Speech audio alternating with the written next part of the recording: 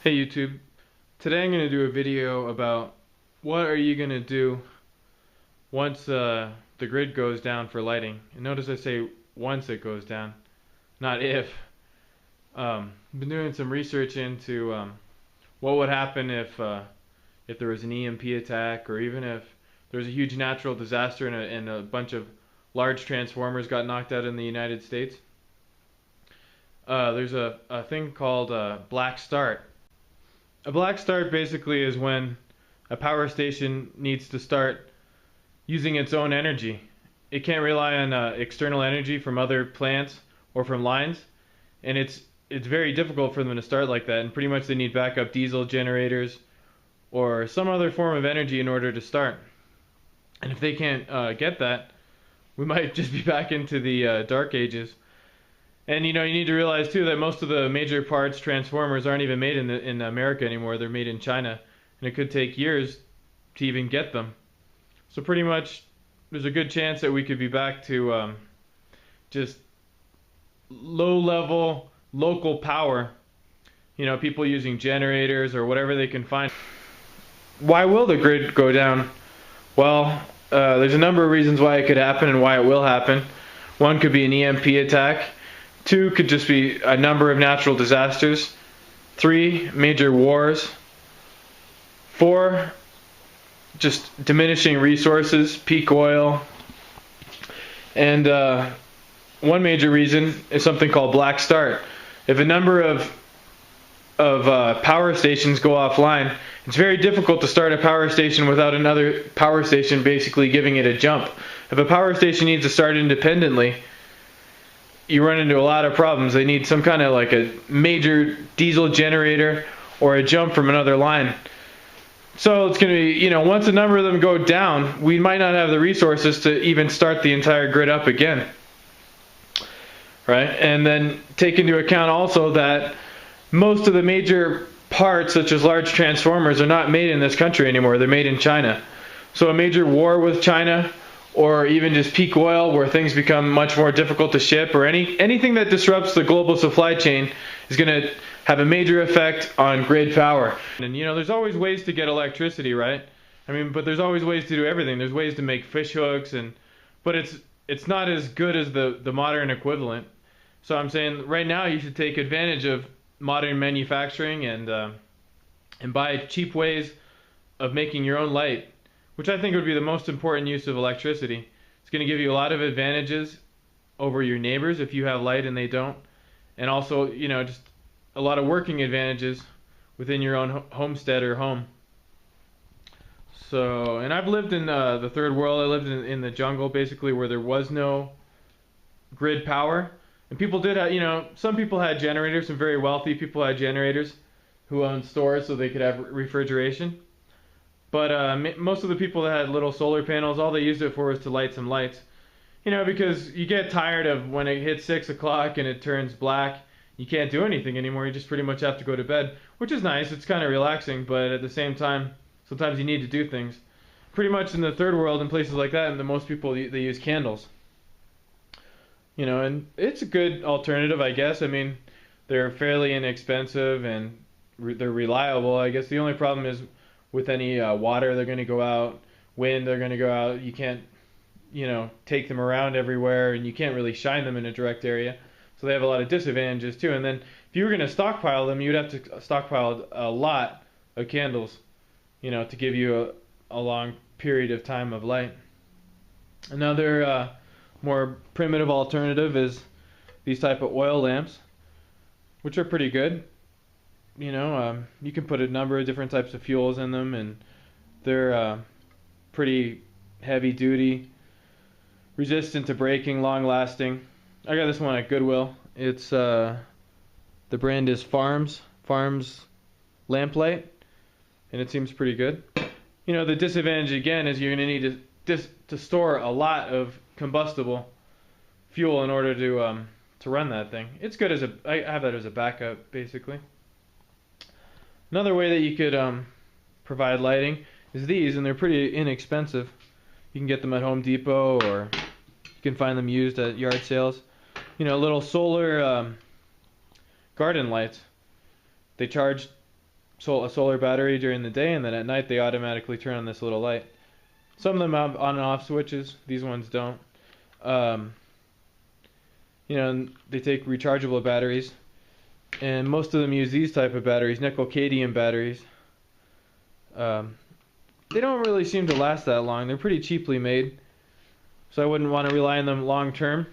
But as like a backup, or if you don't have a lot of money to spend, they're good, and they do work. Rechargeable batteries. I got most of these at Goodwill, out of old telephones, remote control, stuff like that. It's good to have. Then I have some better ones. These are pretty much some of the best ones that you can get. They're Sanyo Eneloop. I got them off of Amazon, and the ratings on them are really good. A lot of people really like them. They apparently keep their charge for a really long time, and you can recharge them a number of times. I got these from Harbor Freight Tools. You get what you pay for at Harbor Freight Tools, but it's good if you just want some extra backup batteries. They're not bad. You might want to have a charger like this too. You might be able to meet someone who has a generator or some way that you can plug into AC power. So a nice small compact rechargeable battery charger is good, and you can use it right now too. Okay. Another alternative, light sticks. That would be good more like in a military kind of operation, or just an emergency, a short-term emergency earthquake, something like that. They're good, they're waterproof. They're not going to go out with the wind. They provide good light, a good amount of light. I guess the disadvantage is they don't last that long. They have a best before date, and they also don't last long once you click them on. I think about 9 or 12 hours, and then that's it. And if you wanted to get a lot of light out of them, you'd need to store a lot of them, and they're not too cheap either. They end up costing you a fair amount of money. What I found to be the best alternative of everything, it doesn't take up much space. They're not that expensive for the amount of use that you can get out of them, would be to get good flashlights. This is a military flashlight. This is just a Rayovac flashlight that I got at Goodwill. But good solid flashlights. At first I was buying like a bunch of flashlights from Harbor Freight Tools, but you save a little bit at first, but they're not very good, and they end up breaking really fast. I mean, spend a little bit of money and get something decent. And it's going to give you a long amount of light, and this is a very compact package. These are solar chargers. I got a few different kinds. This one, I got them all off of Amazon. You can do your searches and read the reviews and find which ones that you like the best. This one seems pretty good. Ultralast green. It's fairly heavy duty. You can charge 2 AA batteries. Here's another one. It's like basically 2 components, and you can charge a number of batteries, AA or AAA. And then this is the solar panel. Each of these were around $20 each, and they work pretty good. They're not perfect. You're not going to get the most amazing thing for $20, but for these would be good as backups basically. And then from this, it has like a little adapter that you can pretty much plug it into a number of different type of devices. But this one does have USB, so you could charge like an iPod or a any kind of device that uses USB. I guess maybe you could even charge your like a small computer. Definitely, you could probably charge a Kindle. If you had a bunch of survival information on there, which could be helpful. So you wouldn't have to have all of this. It's good to have this as a backup, but it would be nice to have a bunch of PDF files and something small with information so that you could, anything, homesteading information or blacksmithing could help you in the future. These right here are the best ones that I found. One is for charging strictly double A's. This one. You can see now it's picking up a little bit of charging right now. The light is flashing just from the small amount of light that's in this room. On this one you can charge 4 AA's, and in this one you can charge 2 AA's, and then it has a USB port. So like I said, you can charge any kind of device from that. So these ones are very, very resistant. I believe the military uses these. And you could even strap that onto your backpack, and it could charge like as you're walking.